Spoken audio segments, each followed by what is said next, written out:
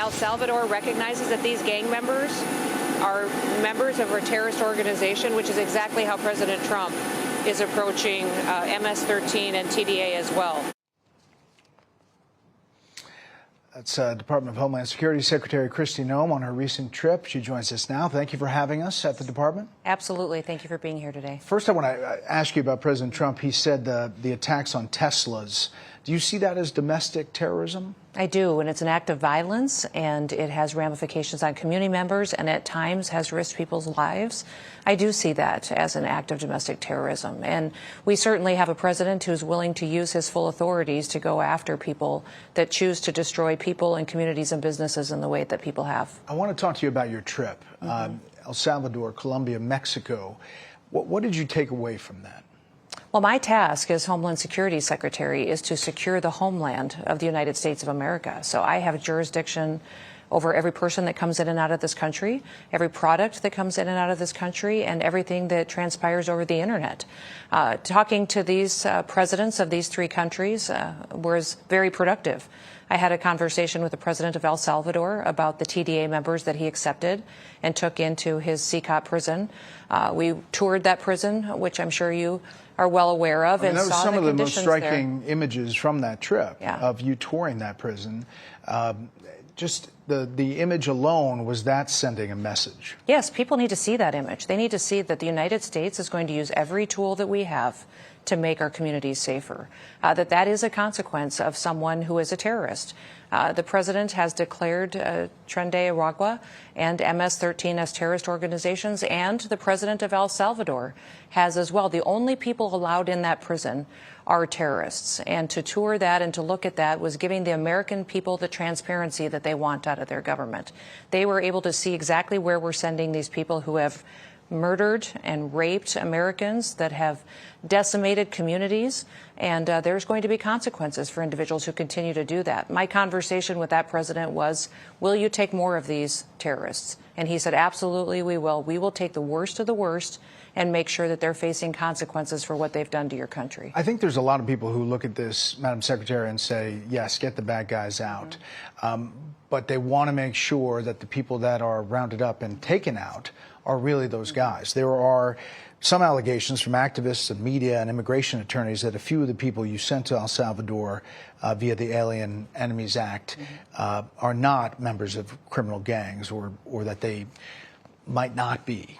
Do you see those as credible at all? And if you found out, would you work to take them out of El Salvador? I trust our intelligence agencies and the intelligence individuals that are within the Department of Homeland Security, that the individuals who are there are members and a part of this organization and have worked with them.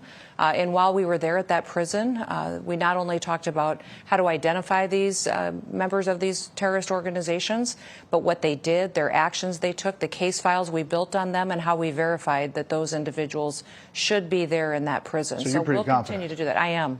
I am very confident in the fact that those individuals that are there should be there, and that by belonging to these organizations, they were choosing to be on the side that wanted to destroy the United States of America. Immigration enforcement is one of the biggest things that is a positive for President Trump right now, yet Democratic lawmakers talk about it a lot.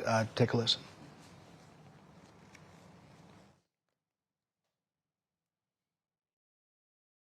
Any immigrant can be accused of association with gangs and cartels, and they will be deported without due process of law. There's not much to this president's agenda.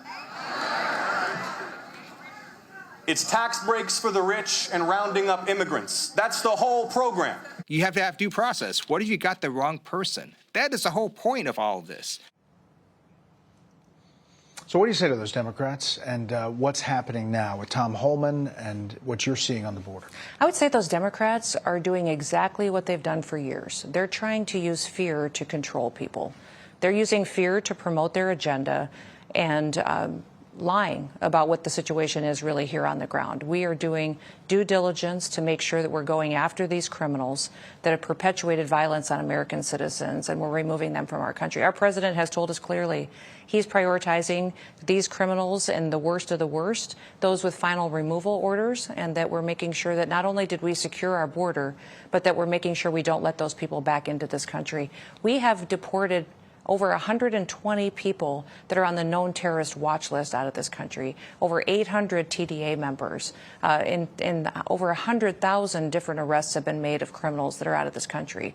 Every single family that can identify with Laken Riley's family, Jocelyn Nungary's family, people who were devastated by these criminals are thankful that they're gone, and President Trump is on the right side of history. Do you think the Mexican president, you talked to her, is doing enough to defeat the cartels down there? You know, we talked extensively about that. I gave her some options of more she could do. She's participated a lot on our southern border, but we want her to secure her southern border with Guatemala. We want her to share some more information with us. Right now, we don't scan every single shipment that comes into this country over air freight. We have some information sharing that could happen on criminal background checks. So I gave her a list of things that President Trump would be very happy to see, and she was remarkable. It was supposed to be a half-hour meeting. We met for almost 2 hours. Very productive. She did sign some of those agreements with us, and I asked her specifically to share biometric information with us, and she's willing to discuss that, even though that in her country would be a little bit controversial. But she's putting a good faith effort, but President Trump is clear. He doesn't want people to keep talking.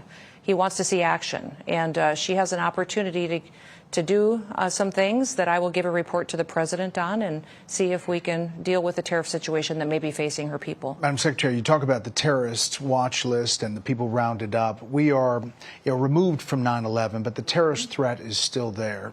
What do you tell people about what you see every day, knowing what you know, about the terrorist threat facing this country? That it's very real. It could happen today. It could happen tomorrow. We have people in this country that would do 9/11 all over again if given the opportunity. And we have to have a strong president that stays dedicated towards securing not just the interior of our country, but the exterior, and using every tool that he has to fix what Joe Biden broke.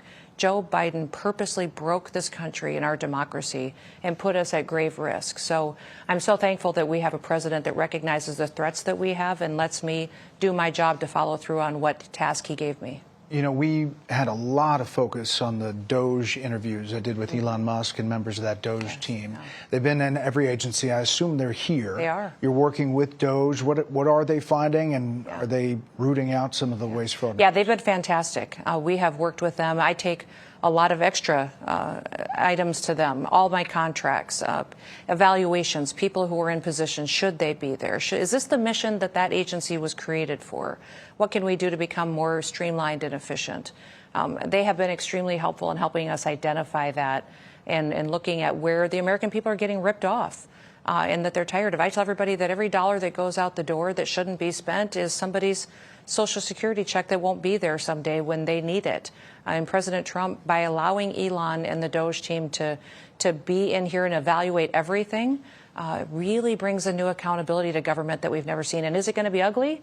Absolutely. For these bureaucrats here who are fighting us every single day, who don't want the dollars to quit getting spent, who want to keep their jobs, yeah, they're going to fight back. But I will tell you, this government is more responsive than it's ever been before. It's refreshing to be here under an administration that truly gets up every day and decides, you know what, today I'm fighting for the American taxpayer.